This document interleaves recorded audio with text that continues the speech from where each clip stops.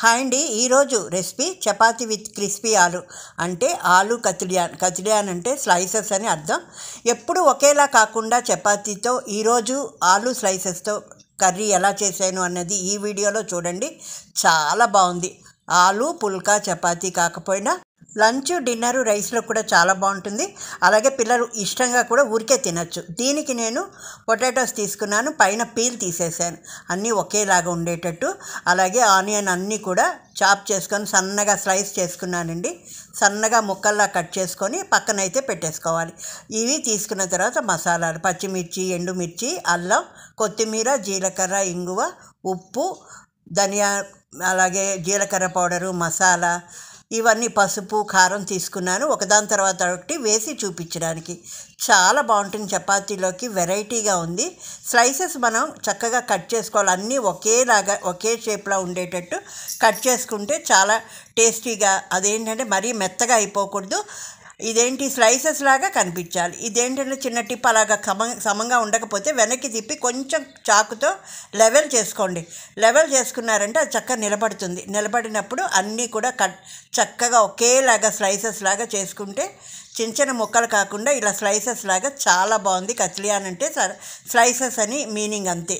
ఇవన్నీ కూడా size, shape అన్నీ ఒకేలా ఉంటే చాలా బాగుంటాయి. ఈ వెరైటీ కూరని మావారు ఏంటంటే ఎప్పుడు ఒకేలా చేస్తున్నావు, ఈసారి కొంచెం వెరైటీగా మార్చు అని. ఇన్నాళ్ళు స్వీట్స్ అడిగేవారు. ఇప్పుడు ఏంటంటే మాకు షుగర్ ఫ్యాక్టరీలు మాకు వాళ్ళల్లో ఉన్నాయి కాబట్టి స్వీట్స్ తగ్గించాం. ఇప్పుడు కారం. ఇప్పుడు ఇవన్నీ కూడా నీళ్లు మార్చుకొని బాగా చక్కగా కడుక్కోవాలి. దుంప అంతా తెల్లదంతా వదిలేసేటట్టు చక్కగా స్టార్చ్ ఉంటుంది కదా అందులో, బాగా ఒకటి ముక్క తీసి చక్కగా కడుక్కోండి. కడిగేసి అవన్నీ కూడా డ్రైన్ అవుట్ చేసేయాలి. నీళ్ళన్నీ కూడా తీసేయాలి. చిల్లుల తట్టులోకి నేనైతే వార్చుకొని చాలా ఒక 10-15 నిమిషాలు ఉంటే నీరంతా కూడా కిందకు వచ్చేసి ముక్క పొడిగా అయిపోతుంది. అలా ముక్క పొడిగా అయిందనుకోండి, మనం వేయించుకునేటప్పుడు చక్కగా ముద్ద అవ్వకుండా ఉంటుందన్నమాట. బాగుంటుంది, చాలా బాగుంది. ఒక్కసారి వెరైటీగా ఉంది. మీరు కూడా ట్రై చేయండి. ట్రై చేస్తే ఎలా ఉంది అన్నది అది తెలుస్తుంది. ఇదంతా కూడా ఒక 10 నిమిషాలు అలా పక్కన పెట్టేసుకున్నారు. పక్కన పెట్టుకుంటే ఎందుకంటే వాటర్ అంతా కూడా డ్రైన్ అయిపోతుంది కిందకి. ఇప్పుడు ప్యాన్ పెట్టుకొని నేను నువ్వుల నూనె వాడాను. మీరు నెయ్యి అయినా వాడుకోవచ్చు, లేదంటే రిఫైండ్ ఆయిల్ అయినా వాడుకోవచ్చు. ఇప్పుడు మనం అవన్నీ వార్చేసిన ఈ బంగాళదుంప ముక్కలన్నీ కూడా చక్కగా ఫ్రై చేసుకోవడానికి ఆయిల్లో వేసుకొని ఎక్కడ మనకి అడుగంటకుండా చక్కగా ముక్కలన్నీ కదుపుతూ ఉండాలి. ఎక్కడ మానకండి. అలా కలుపుతూనే ఉంటే ఏంటంటే మంచి క్రిస్పీగా వచ్చేటట్టు మనం చూసుకోవాలన్నమాట. ముక్క మెత్తబడకూడదు, విరగకూడదు. అది ఎప్పుడైతే క్రిస్పీనెస్ వచ్చిందో అప్పుడు ముక్క మనకి తెలిసిపోతుంది. అప్పుడు కొంచెం ఉప్పు చేతిలోకి తీసుకొని ఆ ముక్కల వరకే ఉప్పు వేసుకోండి. ఉప్పు వేసి కలపాలి. పైనుంచి కింద నుంచి బాగా కలుపుకోవాలి. ఇప్పుడు తెలిసిపోతుంది కదా మనకి, ఆ బంగాళదుంపలో మనకి ఆ కలర్ తెలిసిపోతుంది. క్రిస్పీనెస్ వచ్చింది లేనిది అన్నది కలర్లో తెలిసిపోతుంది. కాబట్టి అప్పుడు కొంచెం మనం ఉప్పు చేతిలోకి వేసుకొని, ఉప్పు అంతా మీ ఇష్టం, మీరు గడ్డలు ఉప్పైనా కల్లుప్పైనా వేసుకోవచ్చు, మామూలు ఉప్పైనా వేసుకోవచ్చు. నేనేమో మెత్తని ఉప్పే వేసుకున్నానండి. వేసుకొని పైనుంచి ఆగకుండా కలుపుకోండి. అదేంటంటే ముక్క మెత్తబడిపోయి ఒక్కొక్కసారి ఏంటంటే ఎక్కువ వేగిందనుకోండి కొంచెం ముక్క చిదిగినట్టు అవుతుంది. అలా ఎక్కువ చిదగకుండా చూసుకోవాలన్నమాట. చూసుకున్న తర్వాత మనం అది అంతా కూడా ఆయిల్లోంచి బయటికి తీసేసుకోండి. ఇప్పుడు ఈ ముక్కలన్నిటినీ కూడా ఆయిల్లోంచి బయటికి తీసి సెపరేట్గా పెట్టేసుకోవాలి.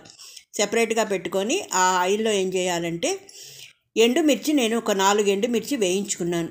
మీ దగ్గర కానీ చిల్లీ ఫ్లేక్స్ ఉంటే అవి వాడుకోవచ్చు.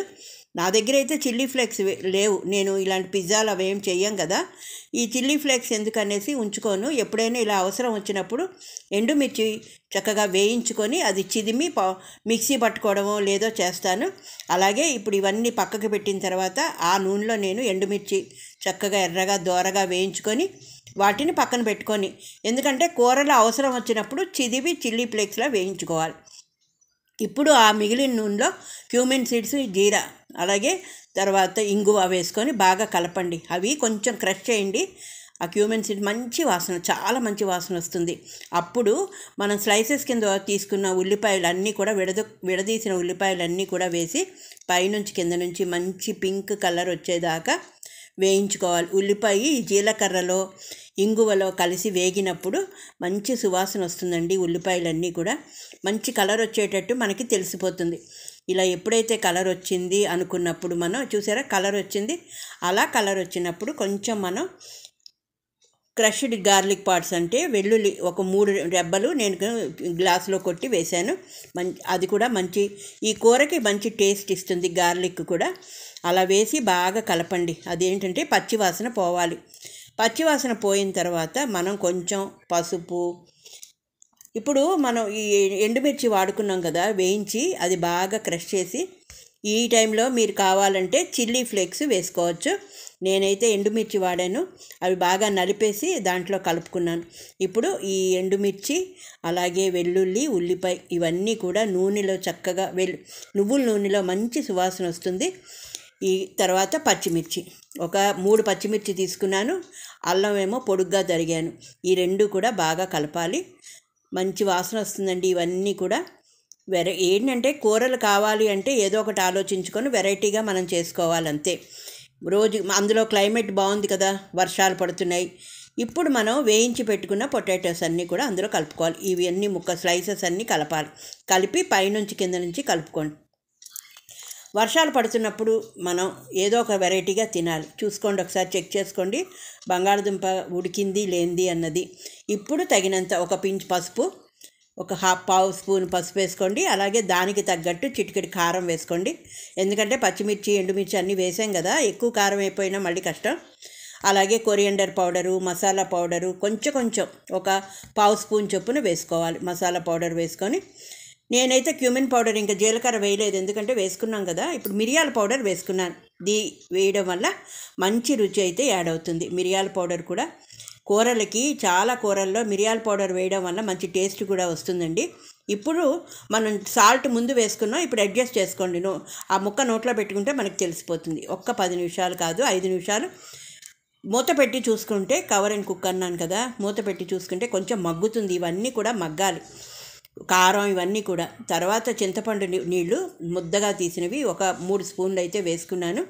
వేసుకొని మళ్ళీ పైనుంచి కింద నుంచి కలిపి మూత పెట్టి ఉంచండి. ఈ బంగాళదుంప స్లైసెస్ అన్నీ ఈ మసాలాలు ఈ చింతపండు రసంలో మగ్గి కూరకి ఎంత మంచి టేస్ట్ వచ్చిందంటే చాలా బాగుంది. అందులో ఏమో మనం ఇది కూడా వేసుకున్నాం కదా, మిరియాల పొడి కూడా వేసుకున్నాం, చాలా బాగుంది. ఇప్పుడైతే కూర రెడీ అయిపోయింది. కొత్తిమీర తరుగు వేసుకున్నాం అనుకుంటాను. ఇప్పుడు ఆలు కట్లియాన్ అంటే ఆలు స్పైసీ తయారైపోయింది. ఇది చపాతీ, నాన్, పుల్కాకి కానీ బ్రేక్ఫాస్ట్లో చక్కగా, లేదు లంచ్ డిన్నర్లో కానీ పిల్లలు ఊరికే తిన్నా కూడా చాలా బాగుంటుంది. ఇంకెందుకు ఆలస్యం, మీరు కూడా తయారు చేసి ఈ రెసిపీని ఎలా ఉంది అన్నది కామెంట్ రూపంలో తెలియచేయండి. నాకు తగ్గట్టు నాకు కొత్తవి ఏమైనా తెలిస్తే మీ ముందు ఉంచుతాను. ఆలు కట్లియాన్ అయితే రెడీ అయిపోయింది. మరొక కొత్త అంశంతో మళ్ళీ మీ ముందుకు నేను రావడానికి ప్రయత్నం చేస్తాను. ఒక్క లైక్ ఇవ్వడం మర్చిపోవద్దు. వ్యూస్ వస్తున్నాయి, లైకులు రావటం లేదు. Please like, share and subscribe my channel. Me Partha.